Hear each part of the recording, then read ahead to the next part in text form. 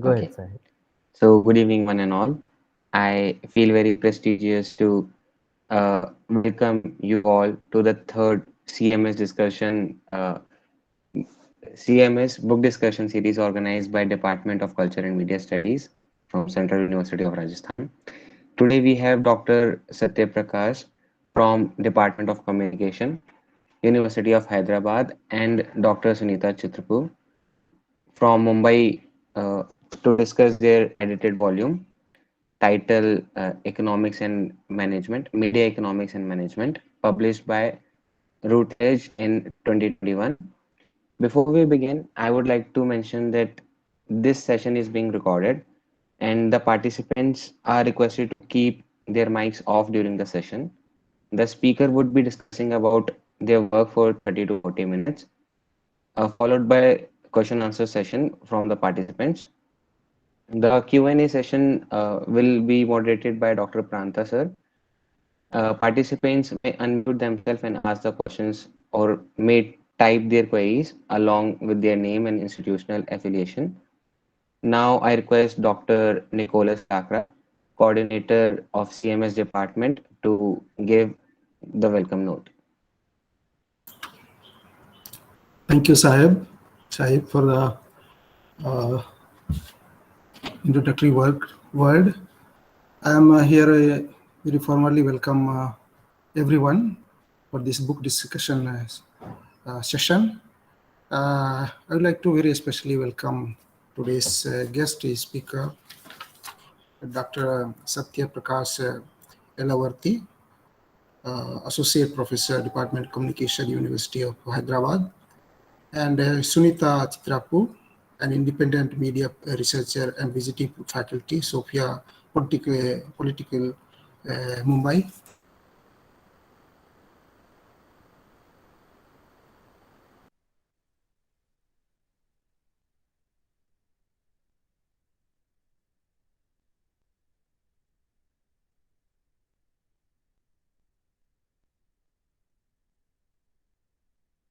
Sir, just a second. I think uh, you're not audible, sir.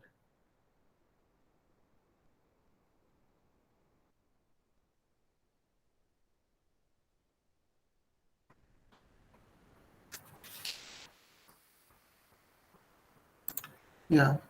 So I'd like to welcome very formally the guest speakers of today's book discussion series, uh, Dr. Satya Prakash Elavarti and Sunita Chitrapu, who have authored this very outstanding book, Media Economics and Management. Uh, as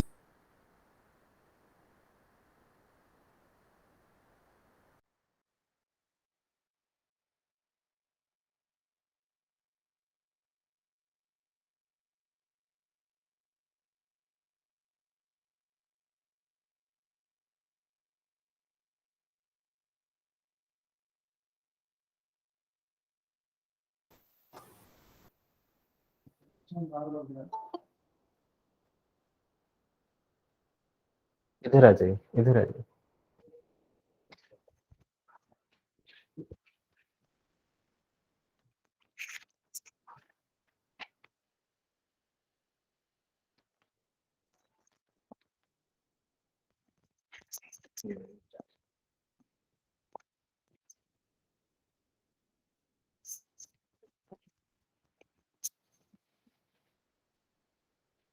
Hello, audible?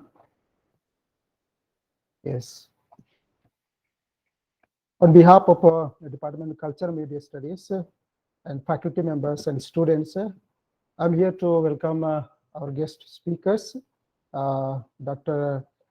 Satyaprakash Elavarti and Sunita Jitrapu, who have authored this very significant book, Media Economics and Management.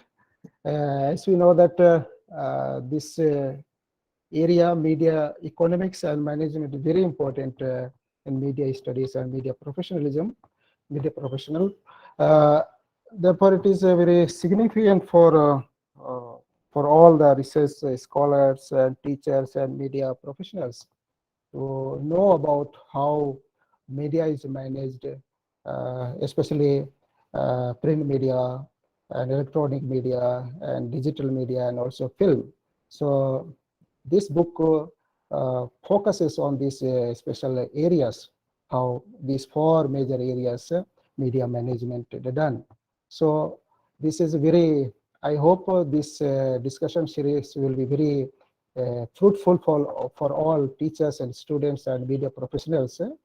Therefore, I welcome all of you, and especially I welcome Satya Prakash Elavati and Sunita Chitrapu, who have authored this book.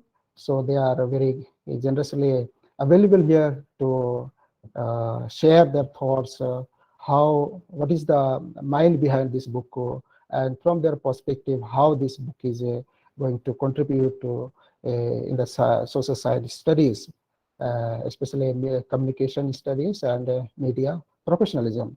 So with these words, I like to welcome everyone for fruitful participation and discussion and raising some questions. So thank you, and I call upon again Sahib to take the session ahead. Thank you. Thank you so much, Nicola, sir. Now I request Dr. Anup Kumar, Assistant Professor, CMS Department, Central University of Rajasthan, to introduce the book. Anup, sir, over to you.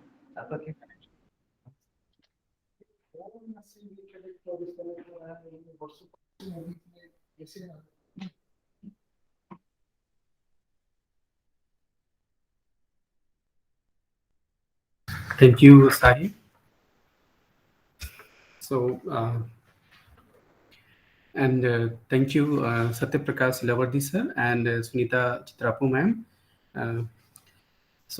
This book, that is Media Economics and Management, it offers a comprehensive understanding of key concepts and terms in media economics and management and explains their applications using relevant data, beginning with a conceptual study of media markets, industry structures, firm behavior, public policy, production, pricing, and consumption choices in media industries.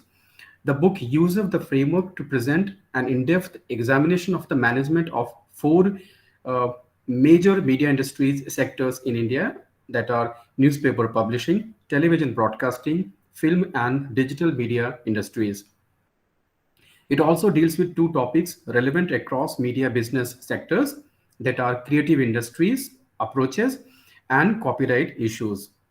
The book discusses the economic forces and factors that shape the working of media industries and institutions in India to highlight trends in a business that is rapidly evolving, highly profitable, and marked by regional, linguistic, economic, and cultural diversity. This volume is a step towards formalizing the emerging field of media economics and management within the discipline of mass communication and journalism as an area of research and education in India. An accessible guide to the basic principles and concepts of media economics and management with illustrations from Indian and global media industries. This will be an essential resource for students, researchers, and teachers of media and communication studies, media economics and management, political economy and sociology, as well as for professionals in media industries. Thank you very much. Over to you, Sahib. Thank you, Anup, sir. Now I request Dr. Pranta Pratik, Assistant Professor, CMS Department, to introduce our esteemed speakers to the participants. Thank you, Sahib. So it's a great pleasure to have two eminent speakers or authors of this book who have introduced a new area which is like quite under-researched. So we have with us Dr. Satya Prakash Elabarti, who works as an associate professor at the Department of Communication, University of Hyderabad. He teaches media management, documentary theory, and film theory and criticism. His research interests include political economy of media, media histories, film studies, and digital cultures.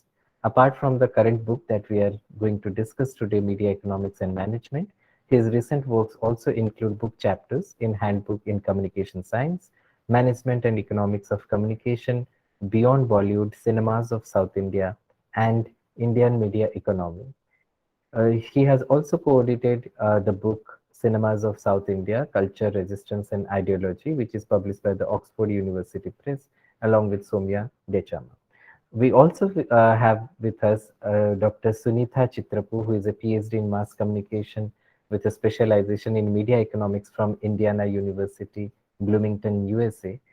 She is an independent media researcher based in Mumbai, and her research interests include media labor, the political economy of media, the economics of the international media trade, policy issues, Indian language media markets, and modernities.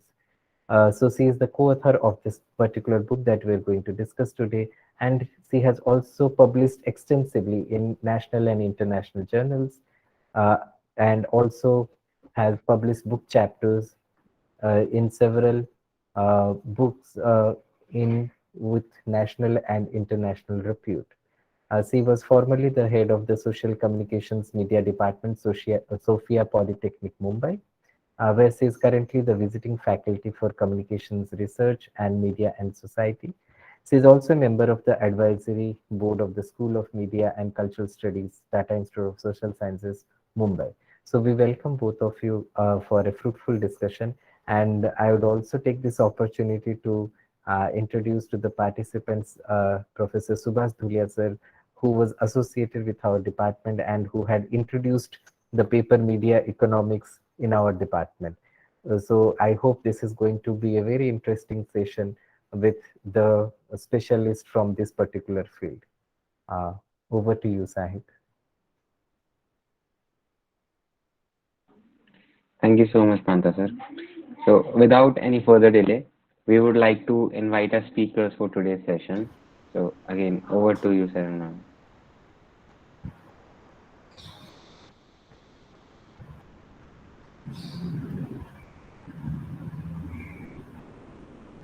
So, mic, please. Thank you very much.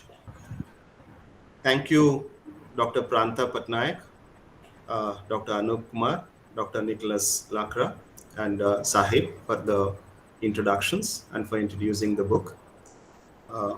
Very good evening to all those faculty members and students who have joined us today for this book discussion. Let me also congratulate the Department of Culture and Media Studies, Central University of Rajasthan, for starting an interesting event like this. This particular book, the global edition has just released, and the South Asia edition is expected to come very soon, maybe around December. So we are looking forward to the South Asia paperback edition, which will be more accessible to all students and teachers.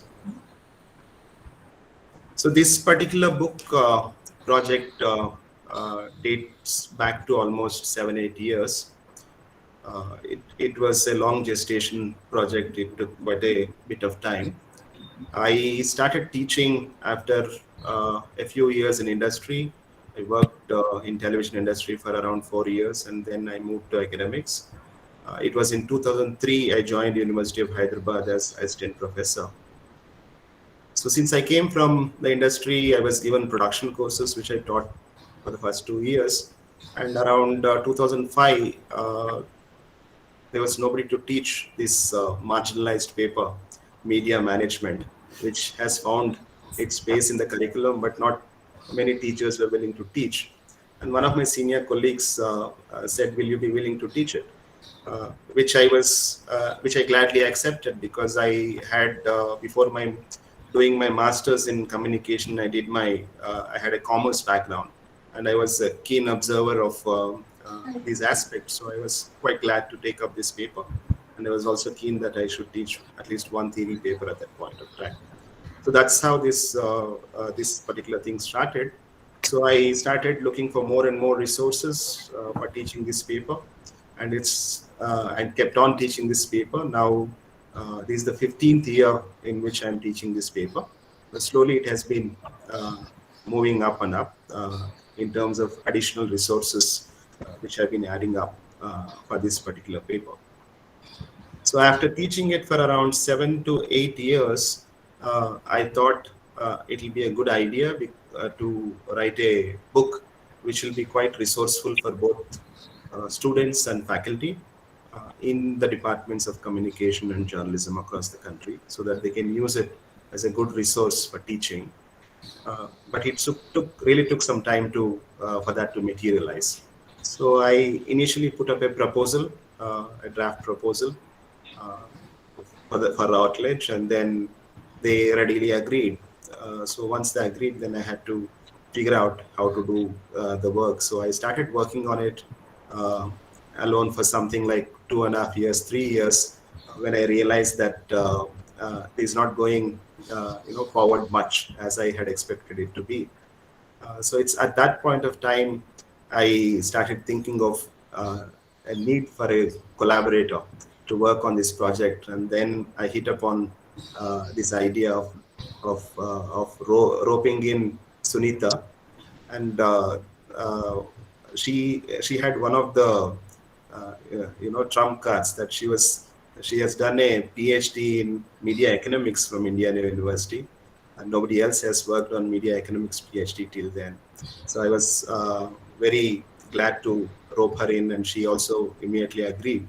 And after that, it took around 3.5 years to 4 years for us to complete the project. So it was a bit slow. We, along with other commitments, we had to do these too, but we could complete the project, and we are glad that that book is available now for all of us.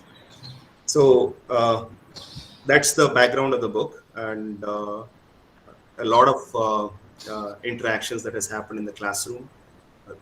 The way I teach media management, it's named as media management, the paper in our department. But the way I teach is the first few sessions of the course, I do 15 lectures in the course, and follow it up with some seminar presentations where students will present on various topics. So the first few sessions of the lectures would focus very much on grounding students in the interdisciplinary area of media economics. So they need to understand how to understand what is this media product, and what is a media firm, what is a media market, and all the associated aspects of how do we apply economic theory to media as an industry. So after grounding them in the first phase in the basic concepts of media economics, I take them to more applied part, which is the management part, where we deal with specific industries in a few lectures, where we extensively deal with the characteristics of that particular industry. What are the strategies they follow to succeed in that particular industry? What are the business environments in the particular industry, and what are the regulatory environment in that particular industry?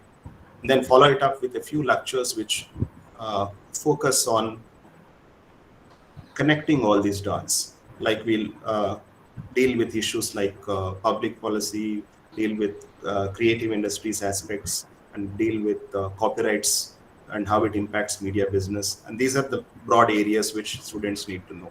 And that's how it's structured. So largely, we have brought that structure into the learnings we had by continuously teaching it in the class over years has helped us in reformatting it again and again. So using that experience, we have brought in those ideas into writing this book. And over again, the presentations made by students after our lectures have also enhanced our understanding in a great way. And then we brought that feedback too into designing this particular book. So this book has 10 chapters. I'll just share one single slide, which will be of use to understand how we have designed it. So this book has 10 chapters, of which the first 4 are largely grounding students in the basic concepts of media economics, and then how they need to understand some of these basic concepts before they move on to the next level. And the next 4 chapters are specific verticals which focus on one particular industry, and they deal with everything related to that particular industry. And the last 2 deal with more conceptual issues which affect all the above industries in different ways and which students need to know. So that's broadly the organization of this book in terms of chapters. Between me and Sunita, will briefly touch upon the aspects which have been covered in each of these chapters. So I'll cover around 6 chapters, and Sunita will cover 4 chapters. And if I miss out on something, Sunita will also mention them. So the very first chapter, understanding media products, firms, and markets, is designed to help students to understand the very basic concepts in this interdisciplinary area of media economics. So it will try to help us understand some of these basic concepts related to what is a media product and how is it distinct from other products in the market. So how do we apply economic theories and principles to media products, and how does it differ? How media products differ in terms of nature from other products? And this chapter also deals with market structures in media industries, with specific examples of how various media subsectors, fall within this broad market structures. And it also deals with how market structures affect firms' behavior. And for this, we have largely drawn from neoclassical economics and neoclassical economic models. So it further deals with factors affecting market structures in media and industry life cycles in media. So the industry life cycles in media deals with how some are mature industries, some are declining industries, some are sunrise industries, and how does that affect life cycle planning? And when a firm enters, how does it plan its entry into a particular industry which is mature, which is in the sunrise stage, etc. So largely, this is what is covered. So in the first chapter, it gives a comprehensive understanding of what is a media product, what is a media firm, what are media markets, by discussing all those concepts in using neoclassical economic theory. The chapter 2, media firms, deals very specifically with media firms by applying economic theory. It deals with what are the revenue streams in media industries, what are the cost structures in media industries, where we extensively deal with economies of scale, economies of scope, diseconomies of scale, diseconomies of scope, etc. Further deals with aspects like Bauman's cost disease, how a specific affliction affects media industries in terms of escalating costs. It also deals with how media industries use the model of clustering to increase their cost efficiencies, looking at the models in film industries, in television industries across the world. So across the chapters, we give examples, a lot of examples from Indian context, but sometimes we also give enough examples from all over the world for the students to understand it conceptually. So in this chapter, it further deals with aspects like how does a media firm determine its output? What are the ways in which one can measure demand of media products, and what are the problems in measuring demand for media products? How is pricing done for media products? So how is pricing done for advertising? How is pricing done for the content itself? So that's broadly what is covered in chapter 2 in terms of closely examining what is a media firm and what are its issues, and how we can apply economic theory to issues related to media firms and media markets. So chapter 3 tries to bring a lot of insight into the connections between media industry and advertising industry. It's based on the belief that if one has to understand media industry well, they have to understand advertising industry. which is very well integrated with media industry. So this chapter deals, in the beginning, deals with two distinct aspects. How does it deals with how consumer spends, the changing trends in consumer expenditures on media affect firms in media industry. This principle of relative constancy, which was proposed by Maxwell McCombs in 70s, is examined here with its limitations and the changes that have been proposed to that, and its critique has been covered. And later we deal with the impact of advertising spends on media industry. So we deal with how shifts in media, how shifts in advertising expenditures affect the performance of media firms. And this macro level explanation is done here.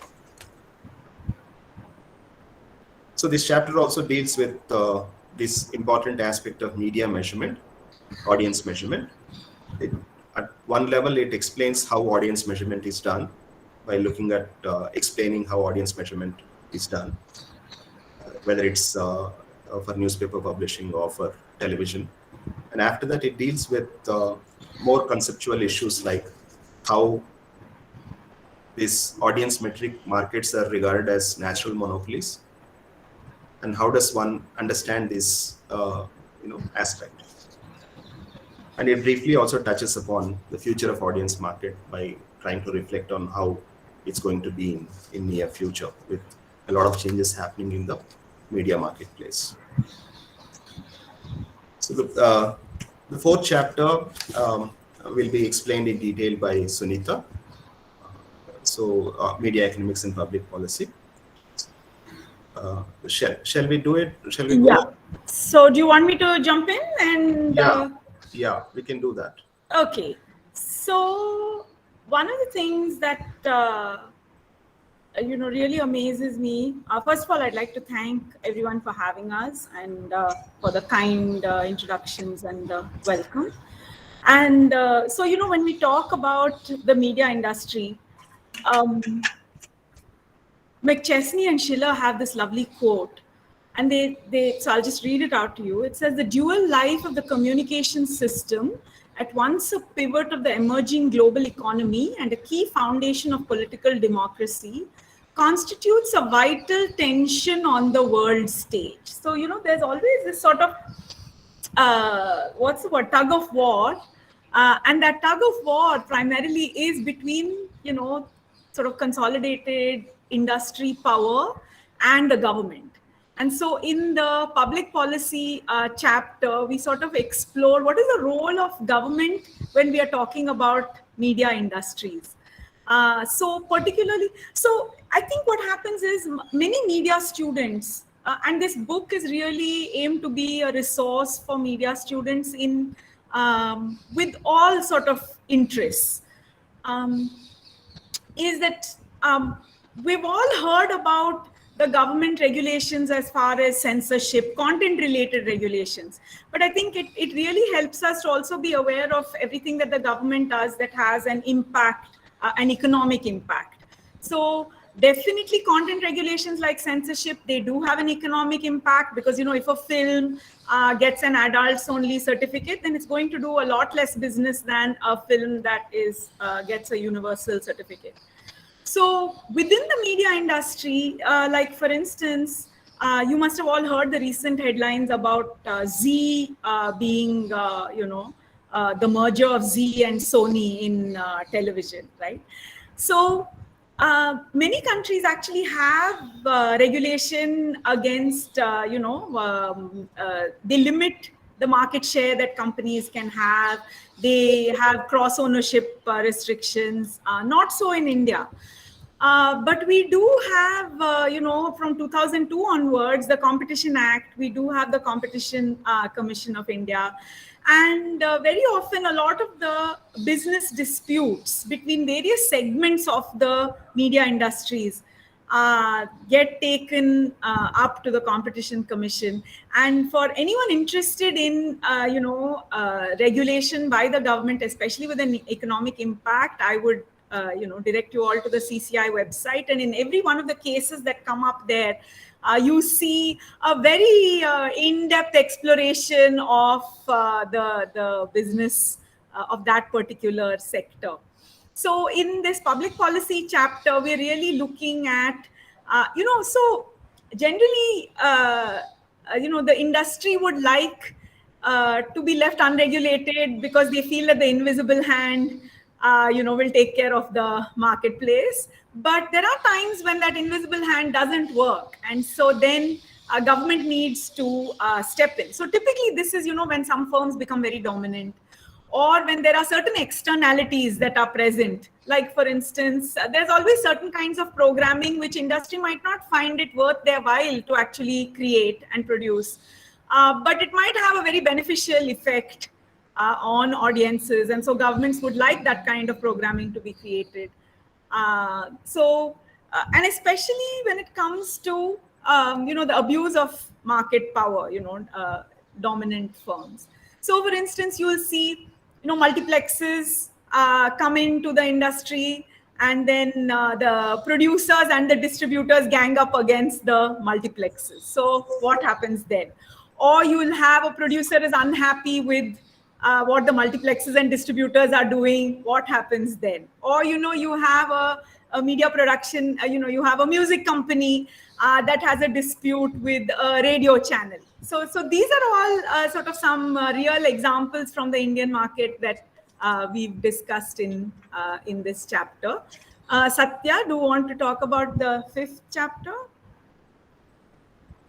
You can. You want me to talk about the television broadcasting Yes, chapter that's as right. well? Yes. Okay. So Satya will talk about. So you moved that up, is it? Okay. Yeah. So let me talk about the television broadcasting chapter. So so the first 4 chapters were a little more conceptual, and these 5, 6, 7, 8 are more very specific industry oriented. So in the television industry, really we look at what are the kind of revenue streams that they have, what are the market segments, what about so for instance, if you see, there's a lot, the content regulation in the television industry is mostly self-regulation, right? There are 2 industry associations that look at content itself. Carriage rules, TRAI does some work there. And within the television industry, regional markets are getting a lot of, are seeing a lot of growth. So we talk a little bit about that, the regionalization of the industry. We look at, so right now in television broadcasting, at the time when we started writing the book, there were 5 big broadcasters. There was Star, there was Sony, Network 18, Sun Group, and Z Group. And now, by the time the book has come out, the 5 has become 4. These consolidation trends that we are seeing. And this is of concern to everyone because nearly 65% of the audience viewership is dominated by these few channels. We also look at what happens to a television show. What are the various ways in which networks, broadcasters extract maximum revenue. So, for instance, the repeats, the international syndication, language dubbing, the franchises that are sold. So, this looks really at all those details in the television industry.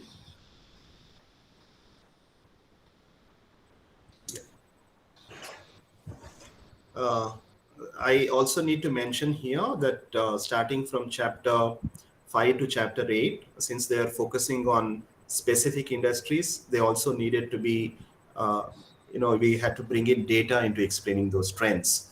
So the first 4 are conceptual. So we are providing some conceptual basis for understanding this area of media economics and management. But starting from 5 and 6, we need to look at specific industries with data and some strategies which we need to talk of. So that was one of the difficult parts. So we tried to bring in as much latest data as possible we used industry reports to explain the trends which are happening. So that's what we did in those chapters. And the way we designed it is that right now we have focused in the book on only 4 industries. We would actually wish to add music to it, book publishing to it, gaming to it, and radio broadcasting also to it. So it might happen at some point of time. Right now we have only 4 industries which we have focused on. We would like to definitely add a few more industries while trying to provide explanations of some specific subsectors in media. So this chapter on economics and management of newspaper publishing, it tries to delineate the basic economic characteristics of newspaper publishing. How is it different from other media subsectors? And it goes on to explain the strategies which are followed by newspaper publishers to increase their revenues, or how do they cut costs, or how do they expand their market share, how do they increase their circulations, what are the strategies they use to increase their circulation. And it also deals with a specific case study which has been put together to understand competition in the English language newspaper publications, and how Times of India competed for over a decade's time to emerge as a leader by using various pricing strategies to cut competition. So there's some case studies like that. This chapter also further tries to explain demand elasticities and price elasticity of demand, and trying to explain how they're going to price their products in newspaper industry. And it also touches upon how digital has posed a big challenge to newspaper industry in a very big way, and how the news publishing industry is coping with this challenge, and how it's responding to this challenge by adopting many of those technologies and techniques to retain their edge in this business. Yeah, Sunita, will you talk about it? So there's actually a lot that's been written on film industry economics. It's attracted, I think, a lot of research attention in the West. And some of the concepts that are, explained in this chapter are things like market segmentation, how film industries segment their markets. And especially in films, there's price discrimination, which is intertemporal. So that is, the film, when it's released in the biggest theaters in the first weekend, it makes a large segment of the revenue.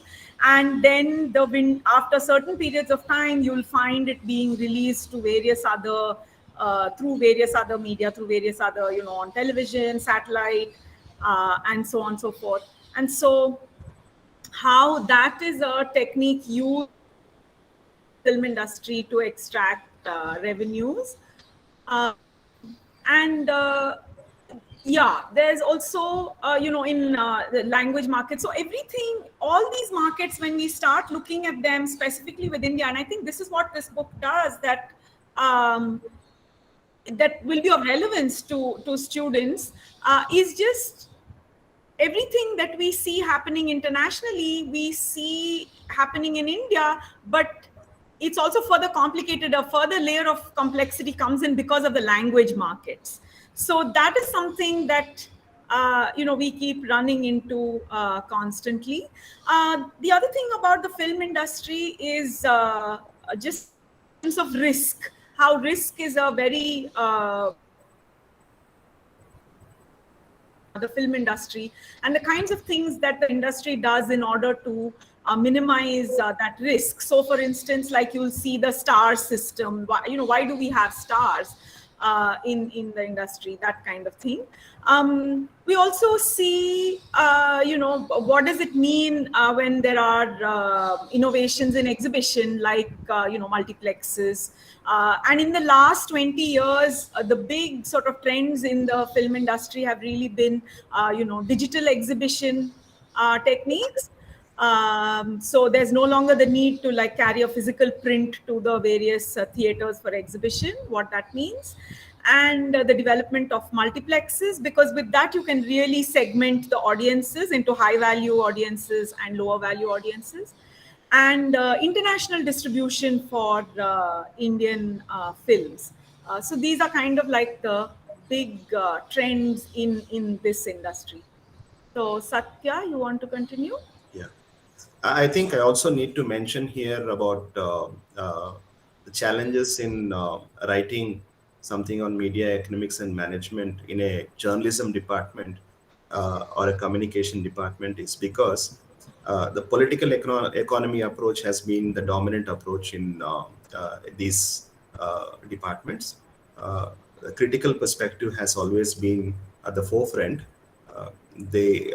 For valid reasons, uh, the scholarship in these departments have been critical of media as an enterprise, and they have in that when they were doing that, they actually have not focused much on media as an economic institution. Their focus has always been media as a social institution, as a cultural institution, as a political institution, but they were not keen to focus on it as an economic institution. End of the day, media is also an economic institution, and one needs to look at it because the way it can function and perform depends on the economic aspect of it. So therefore, one needs to look at it. So we haven't lost track of the critical perspective. We have retained it, but we have brought in a lot of neoclassical models of explanation which were shunned by media departments for a very long time because it was not touched upon. So that's that we thought it's very important not to throw it away, to bring it in and deal with them, and that's what we tried to do in this part. Not just criticizing it, but running a media organization is a challenge, and therefore, what are the challenges in that is what we looked at. So, chapter 8 is on digital media. So there's in this particular chapter, it tries to understand the nature and characteristics of this digital media, or what is this new media, as some people call it. But we have chosen to call it as digital media and not as new media. So it's a very confusing thing. It's still it seems that in digital media everything is there. So far there was a clear distinction, and because of convergence we see that all product markets are blurred or geographical markets are blurred. So there is a lot of blurring which digital has created, so that there is a lot of fuzziness in understanding the distinctions between media, different media products and different media subsectors, which was very clear so far. So what is this challenge that is this particular digital disruption is throwing to what, if we want to call them as legacy media institutions, is something which we tried to explore in this particular chapter. So what is so specific to digital media? Is digital media a medium of creation, or is it just a medium of distribution? So as a medium of distribution, it has very clearly made its mark. So, but as a medium of creation, it's still to make a very distinct mark. So that's dealt with there, and how it still depends on the existing media industries to draw as its content from. So the specific section has been specifically dealt with on OTTs, which have made a big mark in this decade, in this particular chapter. Overall, it tried to explain the pricing strategies, revenue strategies, or strategies to build market share in the digital space. So writing this chapter was difficult because things are changing continuously. The dust hasn't settled in this particular sector. So we cannot have the advantage of looking in hindsight. It's still happening continuously. So therefore, it's a little difficult because you cannot write so clearly about digital media as it's still evolving. But however, we made an attempt to conceptualize issues related to digital media industries on all aspects. Sunita, will you speak about creative industries? Yeah. So I'm very glad, Satya, that you brought up that discussion about the critical stance that we all take in our. In fact, even though my specialization is in media economics, I've been teaching mainly the political economy of media, and a lot of my current research is also the political economy of media. And in fact, I have come to realize that the media economics understanding is very helpful if you want to take a critical stance. There's because you understand it's very important for us as media professionals, for our students who are going out into the industry, and for us as media researchers and academics to understand how what is the economic nature of this institution, because any media corporation is first a corporation. It's here to make a profit. So we need to keep that in mind. And there are certain ways in which this profit making seeps down into everything that happens in the industry. And I think that we have to inform ourselves. We have to understand how they function. And we ourselves are also consumers of media products. And I think that it's good to understand where all this is coming from. So I think we must be the first media economics book that talks about labor. So we do that in this book. So this chapter on media as creative industries really looks at what does it mean to work in the media industries, because there's been some very interesting developments in the areas like economic geography, and so on, where they're actually looking at how and Satya mentioned a little bit about clustering and so on, about how like we know this, right? Like our students, no matter which part of the country they train in, they would like to move to a media production center, right? They would like to move to one of the cities where media production is happening. And so we look at things like that in this chapter, So creative industries have clusters. So creative industries is actually something that's a very popular perspective in the UK and in Australia, because their governments have actually come out and recognized certain industries as creative industries. And so in the last 20 years, there's been a lot of research on these things, and they're basically, governments are interested in creative industries because they see them for their contributions as towards employment, towards towards the GDP, and of course for soft power, for export, that kind of thing. So in this media as creative industries, we look at things like we talked about risk in the other parts of the book as something that producers, distributors, that the industry deals with. In this chapter, we find that risk is something that is spread to employees as well, right? And so that is, I think, very important for us to understand that, that the people who work in the industries also bear a part of that risk. And we also look at how networks are incredibly important in creative industries, so we look at what does it mean to work in these industries and details like that. So I'll let Satya continue. So this is a topic which will be of interest to students interested in any sector of the media, so whether you are interested in television or print journalism or film or digital, this is a chapter that I feel that because as Satya explained, the last two chapters are they build on an understanding that we have developed from the earlier parts. So this and the next chapter will be very handy for everyone. So Satya will talk about the copyright chapter. I agree with what Sunita is saying. There's been increasing trend of contractualization of workforce in media industries. It's almost becoming gig work. So these issues, I think, need more and more attention. So we have flagged them across, even in news publishing industry. We have wage boards and how newspaper publishers are very unhappy in implementing these wage boards. They keep challenging, even in court, saying that no other industry has a wage board. Why should we have it?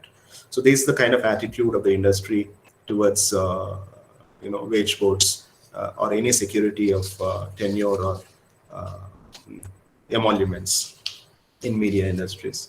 So this last chapter deals with copyrights and media business. It stems from the understanding that intellectual property or copyrights are very important in this era in media business, and who holds the copyright and what is their position in the particular value chain in the industry, whether they'll be able to exploit that the value, surplus value, which is provided in the in the content, or whether the intermediaries will take away those revenues. So these are something which are very, very important, and therefore understanding copyrights is very important for media business. So this chapter uses a lot of case studies, business case studies, to understand that. It tries to provide an explanation, understanding of all important concepts in copyright business, starting from what is copyright term, so what is copyright infringement, what is fair use. So for all these concepts, we also have given specific case studies in the context of India and sometimes abroad, and these cases established what is fair use in some cases. So we deal with all of that, including that the case study related to Delhi University, which is referred to as Delhi University photocopy case. So all those cases are discussed in this chapter, sometimes related to film, sometimes related to television industry. So we also deal with copyright societies, trying to understand how the Copyright Act created copyright societies, how do they function, and how they are also regarded as natural monopolies sometimes. But however, there is a little competition between them. And we deal with the copyright societies, explains in brief the copyright societies in music industry, especially how they are very significant and how do they perform and operate. So the chapter also deals briefly with, provides a brief history of copyright law globally, how copyright has emerged globally from the from UK to US, and how US particularly was did not have a policy of international copyrights, because most of the time they were flouting all rules and taking copyrighted works of UK and publishing them freely and making profits in their own country. So right now they have turned the tables and say that everybody in the world have to follow copyright laws. So we deal with all those things and the trajectory of copyright law across the world, and how it has been formalized in bodies like WTO, World Trade Organization, TRIPS, and WIPO, World Intellectual Property Organization.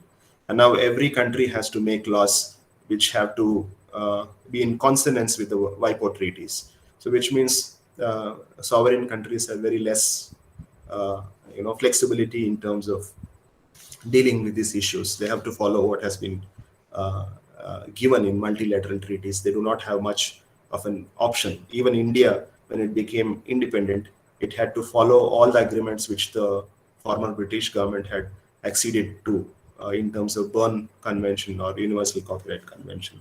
And it has a huge impact on the country, a newly independent country, and it leads to a lot of outflow of money. So those issues are covered there. So when it comes to these chapters, of course, the perspective is political economy again. There is no other way of explaining. So when we're dealing with specific aspects like media products, media firms, or media markets, we use neoclassical models. But once we move into macro explanations, we use a lot of political economy approach. So we blend them. Whatever is useful, that's the purpose of theory. So whatever is useful for providing proper explanation at various levels, we have used them across. It also deals with copyright law in India, how it evolved in the country. But this is more of an academic explanation from music industry to the current stage. And it ends with copyright debates as to what are the arguments for copyrights. Why should you have copyrights? There are arguments against copyrights, and you have open access movements. A lot of movements are open access, and in publishing, in software, everywhere. So touch upon it, all those things. That's where it ends. So that's the organization of the book in terms of its organization.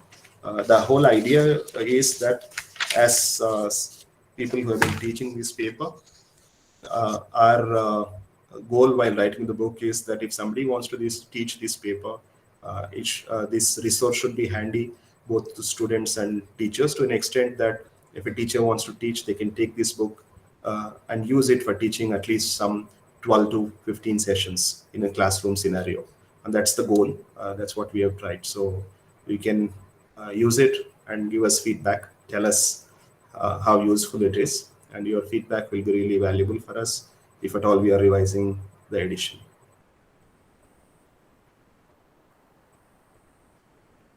Sunita, you want to add something? If I have missed on something, you can please add.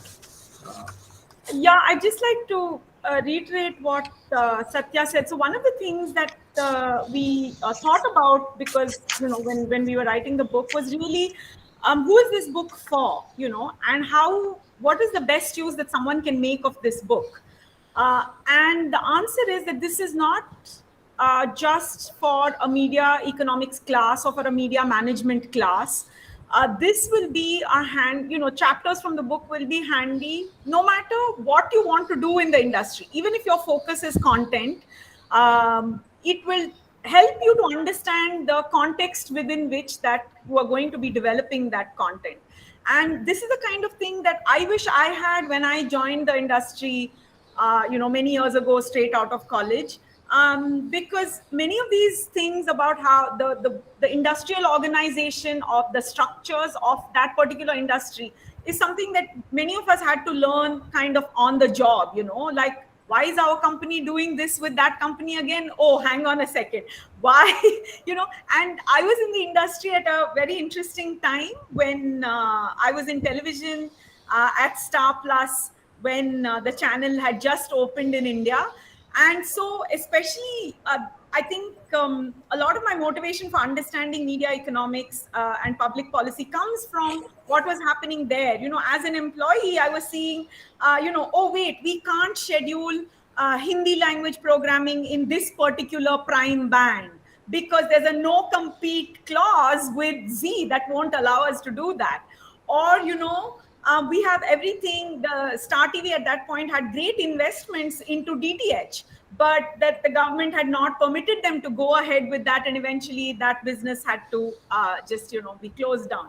So all those things, the kind of perspective that you need to understand what is happening around you when you're a media professional, I think it provides that, and I think that students will benefit from that. But like Satya said, please give us feedback.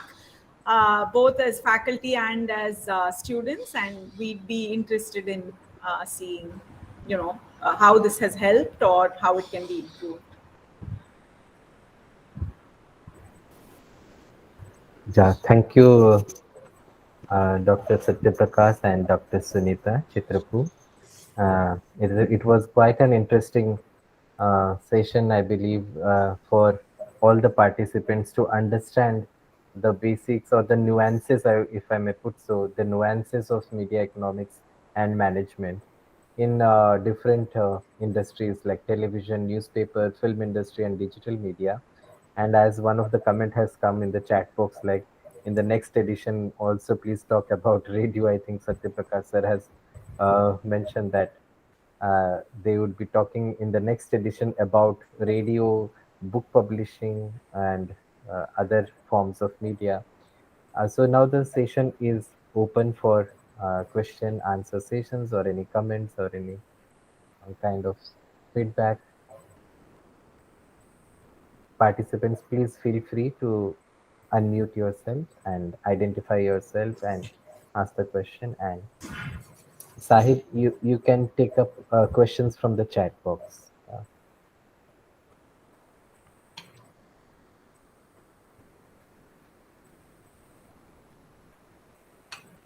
There's a question to Professor Satyaprakash, sir. May I ask one question, sir? Yeah, Yes. I'm please go ahead. Sujata. This is calling from Hyderabad. Hi. Hello, sir. This is sir. This is the question for you. This we know this during the pandemic and all how the print media have been devastated and how many lost employment and all.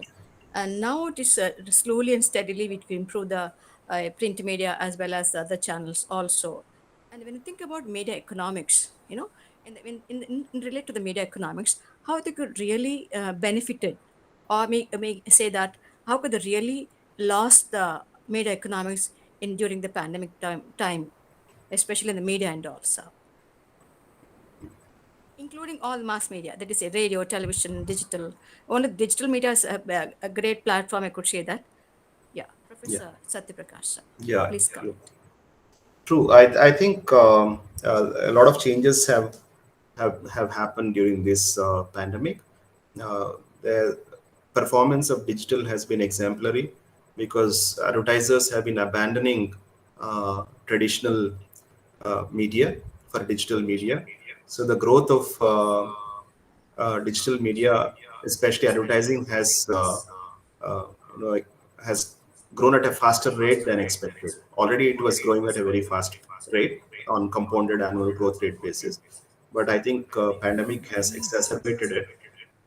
While the traditional media wings are losing out, so we have seen reports about job losses in news publishing, book publishing, and in many other industries in a very very big way. While digital advertising and OTTs have performed in a very exemplary fashion in this particular period. So those changes have happened. So when it comes to news publishing, especially, there could be other explanations. Sometimes the traditional neoclassical economics will not be able to explain these trends, like why in the very first place that we have so many news channels and newspapers. It cannot be explained using uh, neoclassical economics. It's definitely explained only through other approaches, more critical approaches. So it depends on our political system and how a multi-party system has led to production of more diversity of voices, which even when the market was not supporting people, political parties were supporting publications. So I think in the current scenario where uh, there is a very very strong government, the need for voices seems to be coming down. Uh, in a And that might be one of the reasons why funds are not chasing publications. So once there is a possibility of a change, there might be many more investments into these vehicles. So it follows especially investments in news follows the trends in elections rather than the basic economic principles. So we need to use those approaches as well to explain these trends. We cannot go by the typical neoclassical economics. We have to use heterodox approaches, which we did in some cases. And Right. Thank you, sir. Thank you very much. thank you. Okay. We have So a Miss Chitra Agarwal is asking. Yeah. Miss Chitra Agarwal Please is go ahead. asking where we can locate the book in the market. Right now, the book is available online, the global edition. It's expensive.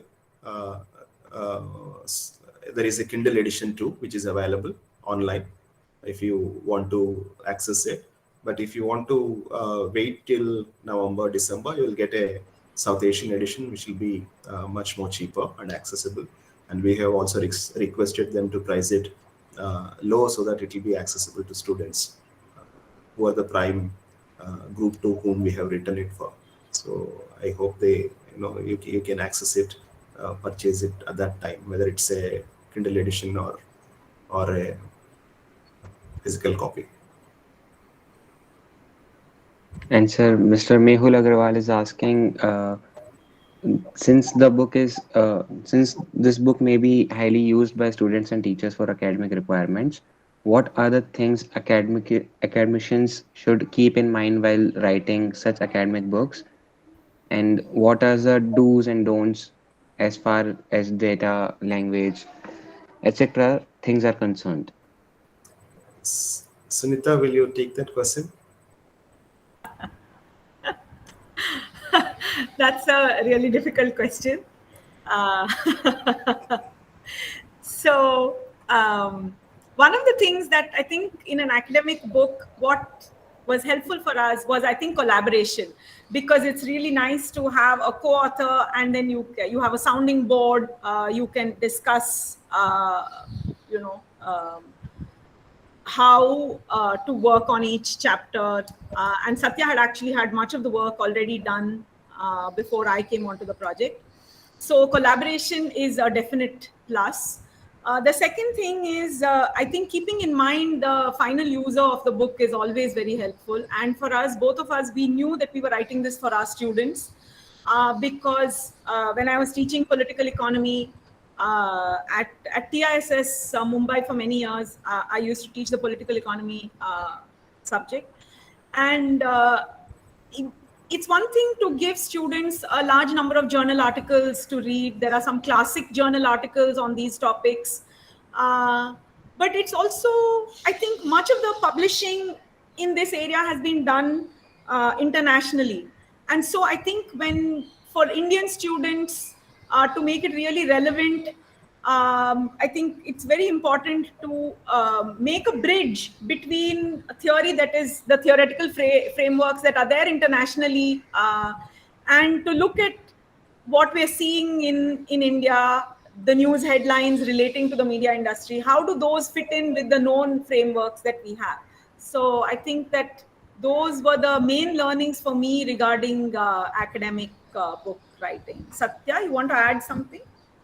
Yeah, I remember Sunita was also mentioning all the time that can we write it in a more student-friendly manner? Can we have some, in American workbook style, can we write it so that we have summing up, we have, at some point, you have some things in boxed items. So we were thinking about all those things.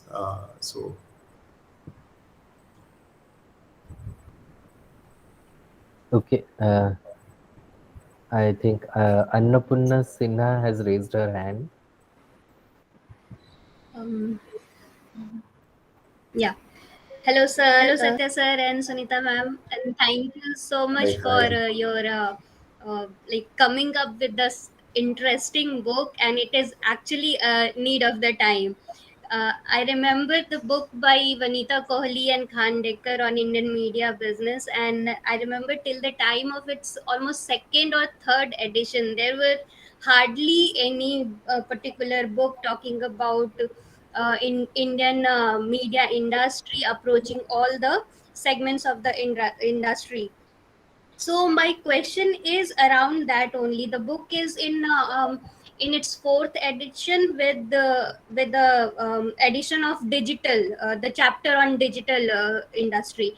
But again, as that book and again this book, I can see the approach is like approaching all the industries as different industry, like all the segments as different industry, whether it's television or newspaper or film or now digital.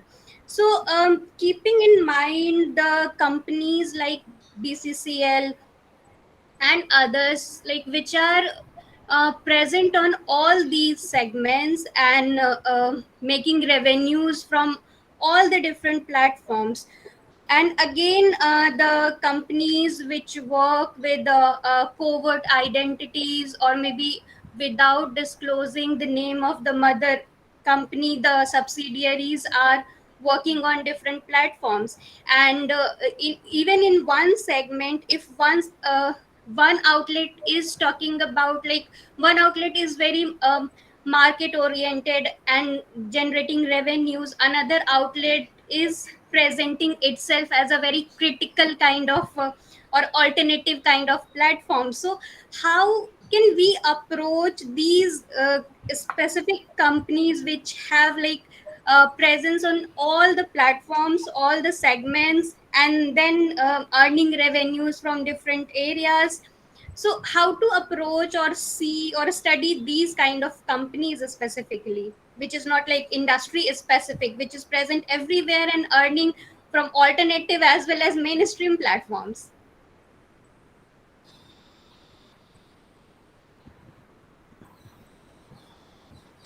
You want to answer it, Sunita, or you want me to?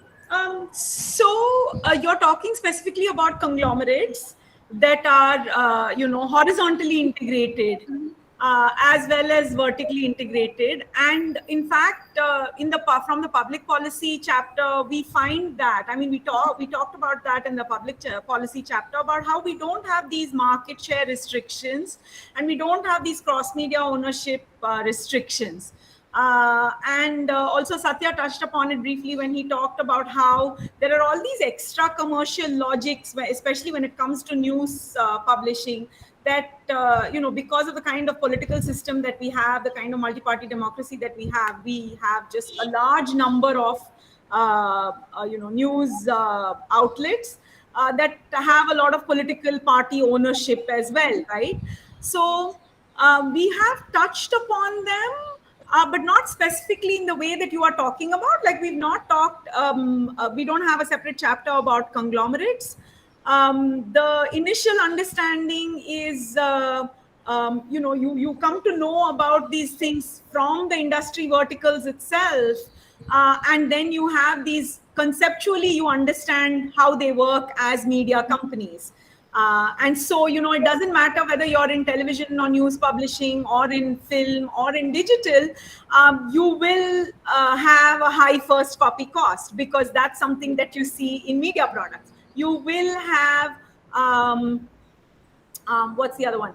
Economies of scale and scope, because that's what happens to media products. You will run into the problem of excludability, of non-rival risk consumption. So, there are certain things that apply across media industries, and we talk about them in the first 4 chapters.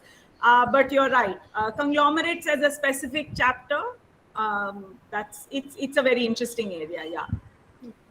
Yeah, Annapurna, what you're saying is one area of media economics and management where people focus on specific company studies. So company studies is really taking off in terms of looking at what is this particular company, what are its resources. They use these approaches like RBV, resource-based view approaches in industrial organization. So various approaches are used to study particular companies and how they perform. Sometimes a performance of a single firm can change the structure of the industry itself. Mm-hmm. So for instance, if Jio comes in, the whole telecom sector changes. Exactly. Right? So Yeah. it's not that always that firms which are working in industry will follow the same principles given the structure, but sometimes an entry of a firm can disrupt the whole structure of the industry itself. So we have covered this, like Sunita said, we touched upon concepts and principles which apply to all. In the first 4 chapters, touch upon principles that cover all industries, and the remaining 4 touch upon the principles which touch the specific industries. So what you are saying is much deeper at another level.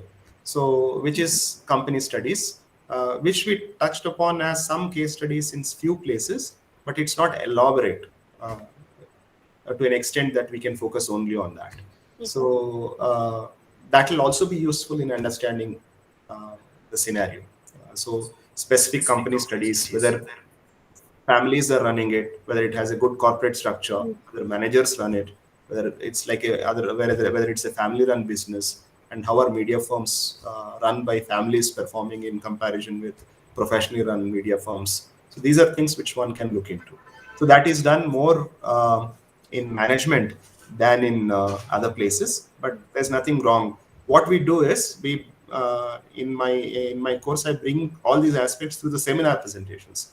So whatever we miss in the lectures, so we'll choose papers like this, which can be explained, which the students read and explain as part of the seminar. So all those issues which are left out in the basic lectures will get covered in the seminar. Thank you, sir. Question, Thank you, Madam. ma'am.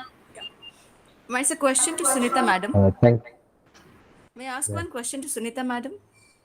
Yeah. Please go ahead. Yeah. Good evening, Sunita madam.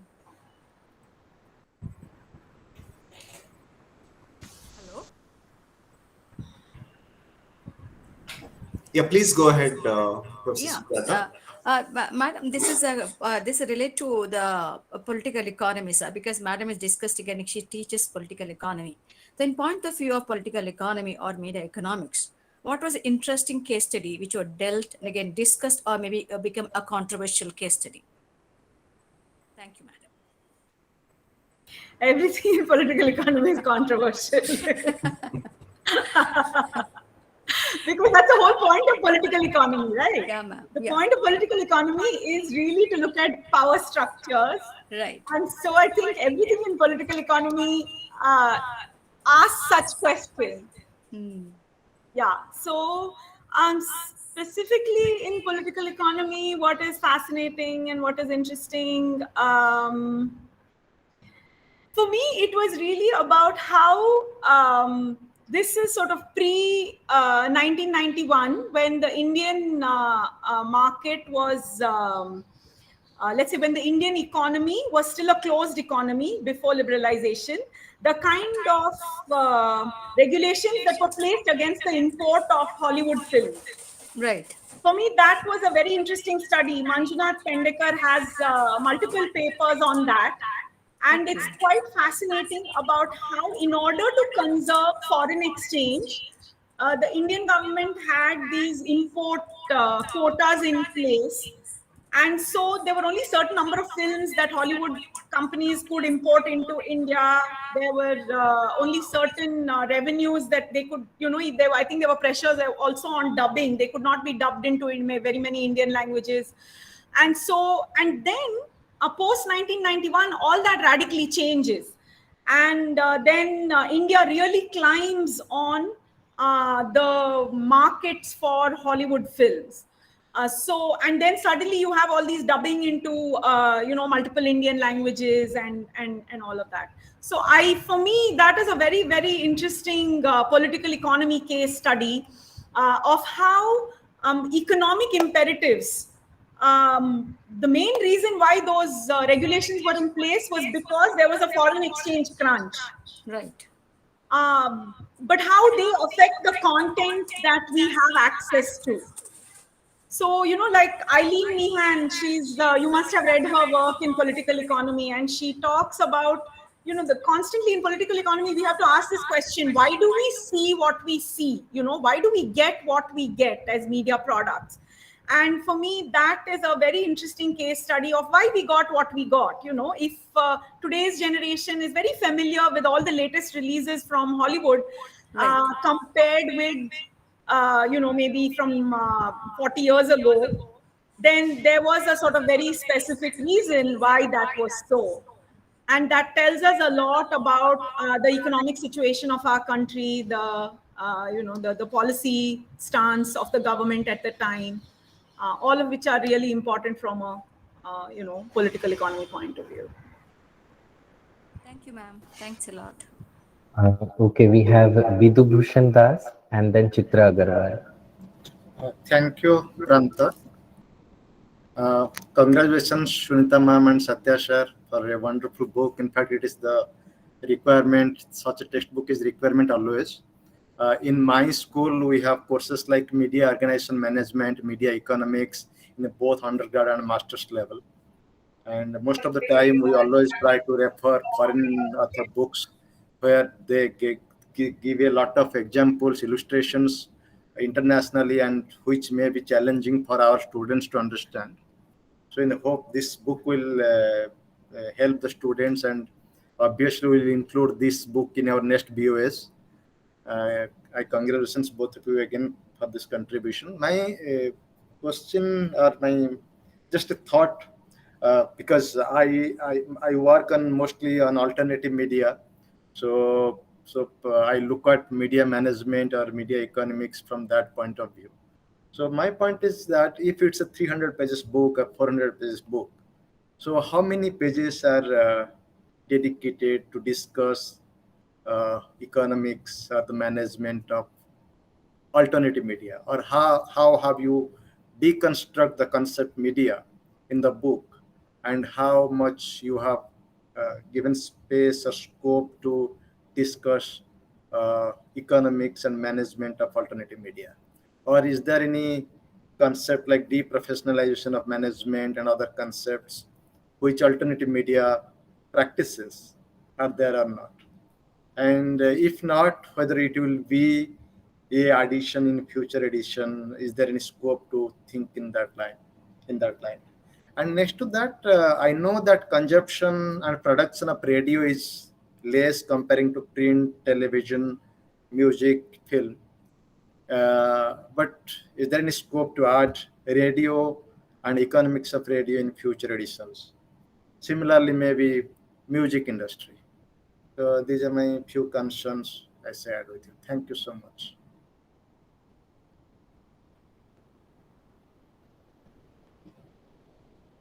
You are muted. Second. Thank you, Dr. Bidibhushan, for your wishes. I agree with you. We also wish to add a few chapters, especially music, radio, book publishing, gaming industry. That's what we have been thinking of. So the point you make is also very interesting about alternative media. And the book is not so big as you are thinking. It's around 160 pages. It's quite small. It's not become 300, 400 pages book yet. So if we add a few more verticals, maybe it will become a little bigger. I take your point. It's I think we haven't dealt with alternative media from an economic perspective, and I think we need to deal with it. It's an interesting and important area to deal with. And we would like to do it. I think we'll take your suggestion, especially when the mode of work that is been happening right now is, like you said, deprofessionalization. So the prosumer culture is high, gig work is high. So we need to look at it from the perspectives you are talking of. So it's a completely different economy, and it is partly covered if we cover the platform economics. So we need to deal with the platform economics, which how media platforms are working and how media platform economics work. Probably that's something which we'll definitely work on. But definitely that's not, again, alternative media. So platforms are super big, but they encompass so many things. So we need to look at that as well. So in a very typical, what do you call a alternative media as we are speaking in India, say whether it's community radio or community video, we need to really think in what ways we can engage with it from media economics and management perspective. So I will reflect on that. Thank you for the suggestion. Chitra Agarwal. Good evening, sir. Good evening, ma'am. First of all, I want to say sorry. I actually joined late, so much important part I left. And I don't know what did you talk about because I joined late. But sir, I have two questions actually. First of all, I want to know about the practical aspect of this media economics and management, because this is my topic of interest and I want to do research on that. So my question is that, sir, if like I'm talking about, if I want to research about management of newspaper publishing, right?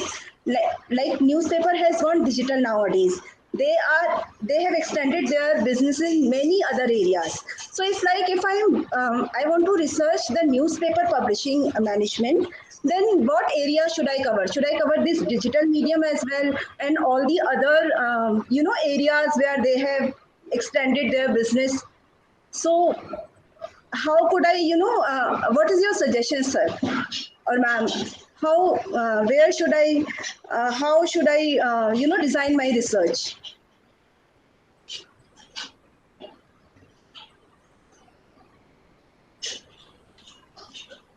You want to answer it, Sunita? No, I'll let you take that and then see if I have any additional comments. Okay, Chitra, from what I understand, you have interest to study news publishing from an academic perspective. So when you're studying it from academic perspective, you should cover whether it's in digital mode or in say the print mode. Now, I think it doesn't matter anymore to some extent, because your perspective is how economically viable it is. If you're comparing them, it's fine. For instance, if papers like Independent in UK have completely gone digital. So for the last 4 years, it has gone completely digital. When it was a physical copy, it was making losses. Now it's turned profitable after it became a digital only edition, right? So in certain markets where the penetration is very high, people have already moved on to digital platforms. In countries like us, and depending on the linguistic markets we have, which is a distinct feature of India, which Sunita has touched upon in all her chapters. So it's completely different. You are still positive. The growth rate is, the circulations is still increasing in many languages, and Hindi is still increasing. So in such a scenario, we cannot ignore the print copy as well. Actually, to a great extent, for Indian newspaper publishers in languages especially, like Hindi and a few other languages, for them, digital is still, it's a strategy of supplementation. So the main share comes from the print copy still.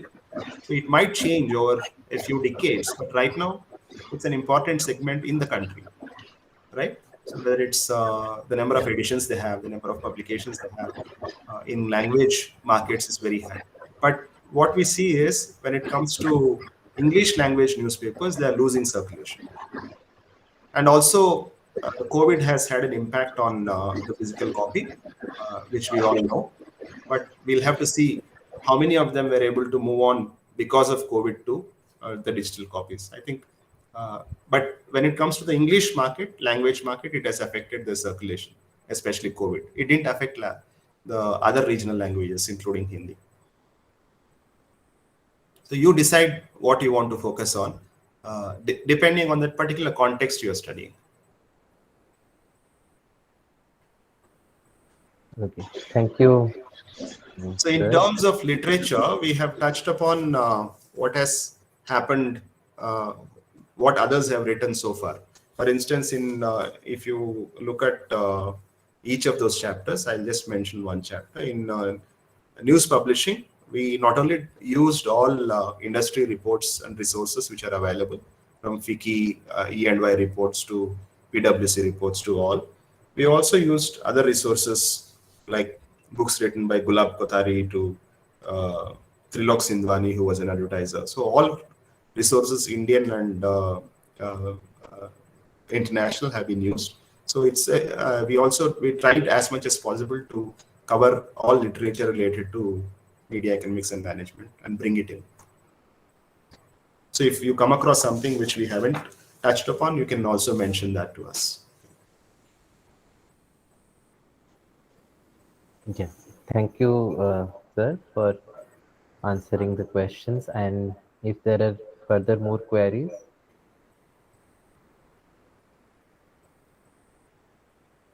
Okay, just a thought from my side, then I would take this. Yeah. May I ask one question, Professor Satyaprakash? Yes, This is ma'am, but Sujata. yeah, be it very short because we are running short of time. Yes, yes, sir. Sir, now the films are on releasing in theaters. And again, there's a day collection, the first day collection, second day collection, 6-day collection. And later they're on OTT platform. Is it also related to the media economics? Are they banking on the digital economic? I mean to say that media economics depend on the digital? Sunita covers that in her films chapter on film economics. So for the film content producers, it's basically about windows. So breaking the market into primary, secondary, and tertiary. Right. So for them, they need to exploit the revenues across these windows. including merchandising, in-film placements, which she covers. So if you can look at the chapter, you'll get an idea. So for them, it's not about digital or box office.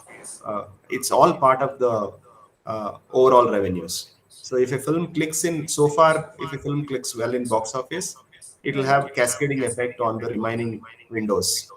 But I'm sorry.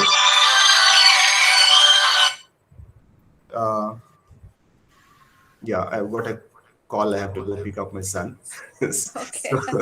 So it has cascading effect on the digital.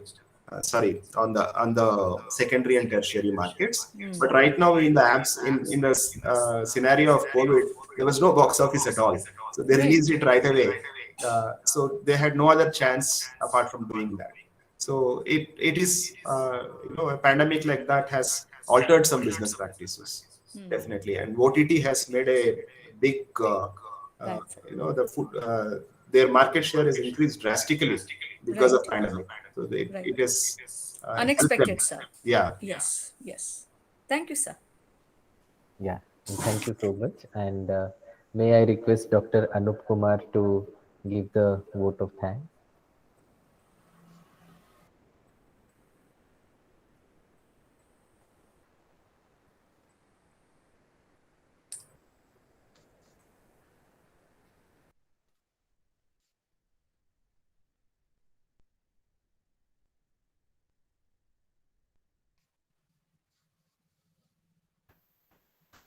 Thank you very much, Kanta sir.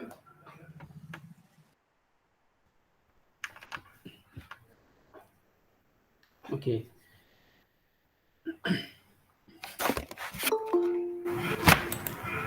Sorry.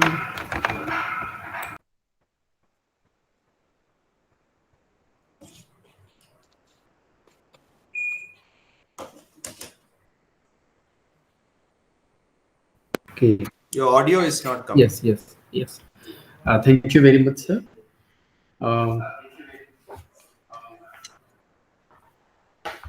So I thank Satyaprakash Ilavardi sir, Sunita Chitrapu ma'am, for accepting our invitation to talk about their book, Media Economics and Management. I thank esteemed faculties. I saw Professor Dhulia sir was there, Dr. Santi Sri ma'am from Pondicherry University, Dr. Biddu Bhushan Das sir, and many other esteemed faculties have joined us. And thank you very much for joining and encouraging and motivating us. And again, I thank all the students and scholars from this university and from other educational institutions for joining the session. Thank you, all of you. Over to you. Thank you. Yes, sir. Thank you, sir. My vote 6 बज गया देखो light on कर Yeah, thank you, sir, and thank you, ma'am. And Bidu sir, I think you need to mute yourself, or there is some kind of... Yeah, thank you, Satyaprakash sir, and thank you, Sunita ma'am. It was a lovely having both of you and getting to know about this book, Media Economics and Management. And we also have a paper on Media Economics and Management in our department. And we hope this book would also be useful for our students and also for us. So thank you so much for joining, and we hope to be in touch so that we get to know about the second edition of this book, where we talk about gaming industry, where we talk about alternative media, where we also need to also focus on how there is a black market also that affects the economics and management of this media industry. Yeah, so that were my thoughts. Thank you, Sahib, for doing the moderation. Thank you, everybody, for joining. Thank you, everyone.